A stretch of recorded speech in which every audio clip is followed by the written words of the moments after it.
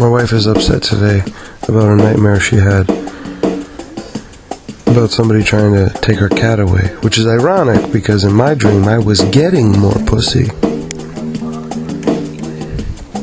I saw an advertisement for strawberry beer today, and on it the ad said that the beer had won a gold medal at a European food and wine exposition, and I thought, wow, a European beer competition would be a great place to be smashed, but you couldn't just chug the beer. Plus I imagine there would be a lot of beer snobs, and while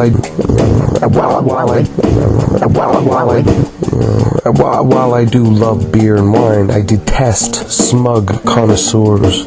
Wine elitists are obnoxious, but I understand that they are a necessity to the myth that wine is more than just squashed grapes that fuck you up. Beer elitists have no case at all, because beer is liquid bread with way too much sugar added, and that's all that it is. Pleasant, sure, but it's sugary bread that you drink, and that's all. Wine is squashed grapes that fuck you up. Squashed grapes that fuck you up. Wine is squashed grapes that fuck you up. Standing in line at the department store while Carrie Underwood's Jesus Take the Wheel is playing over the intercom, and all I'm thinking is, hey Jesus, while we're shouting our requests, can you take Carrie Underwood from us? If she dies in the next week, I am going to giggle my ass off. Went to the movie Saturday night, saw Bridesmaids, and I giggled my ass off. I saw the movie with free passes that I got when Shoppers Drug Mart gave me free passes for spending X amount of dollars on groceries. And I was going to use the passes to see the new X-Men movie, X-Men First Class, but my wife says it's a rental at best. The Wolverine movie left us both wanting a better fucking movie. I'll probably wind up seeing X-Men First Class anyways, because I've enjoyed X-Men movies and comic books and animated series for as long as I can remember, but they miscast, to me, the most important role in X-Men, and that being of Emma Frost. Emma Frost first popped up in the Marvel Universe in the early 80s. First she was a notable nemesis, and then a central character in many of the better story arcs. And when she's an enemy, she, on more than one occasion, she's helped the X-Men. And when she's one of the X-Men, she, on more than one occasion, hurts the X-Men. She's unpredictable, she's selfish, she's sexy, she's complicated. Next to the Scarlet Witch, she's easily one of my favorite characters of genre fiction. And what did the producers of X-Men First Class do with the role? They gave it to January Jones, who is, without a doubt, a smoking hot piece of ass, but she can't act. In Pirate Radio, I didn't even believe that she was an American, which she actually is. She's great on Mad Men, because she plays a prom queen who nobody takes seriously. Not a stretch. Did you see her on Saturday Night Live guest hosting? Thank God she's pretty, because her reading is a wee bit stunted. I'll probably end up renting X-Men First Class on Blu-ray.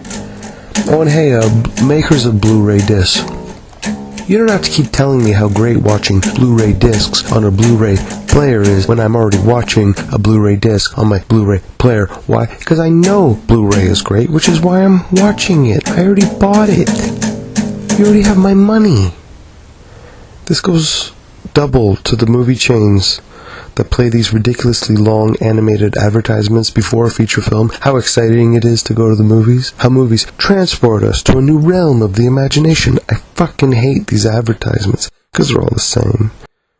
You know, their key demographic, a chubby, awkward teen, he walks up to a building, and they're showing movies in the building, and then he's put on a hovering skateboard or a laser motorcycle and is lifted up and through movie sets and live-action sequences like people fighting in martial arts pajamas or wearing cowboy hats, and then there's women in bikinis smiling and waving hello, and then there's sunsets and aliens and a pie fight. That's great.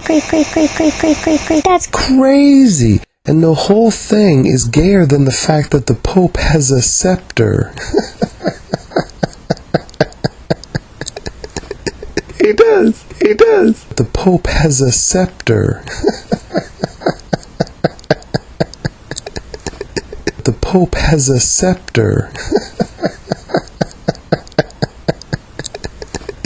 He does.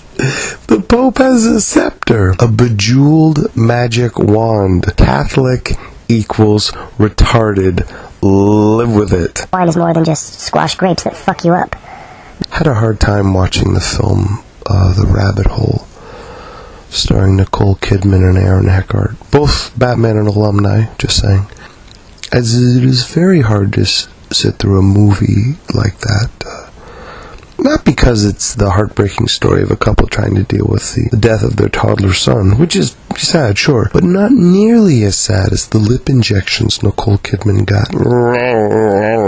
Looks like two earthworms trying to fuck her mouth. It's disgusting. I liked her with thin lips, because she's sultry. She totally could have pulled off a convincing Emma Frost. I'm just saying. I haven't seen a botched cosmetic surgery that bad since Meg Ryan got her duckbills after 9/11. Such a tragedy. Those lips were. A nation mourned. Meg and Nicole both look like that character Jamie Foxx used to play on Living Color, when he would put on a blonde wig and he told Tommy Davidson that he was gonna rock his world. Like two earthworms trying to fuck over her mouth.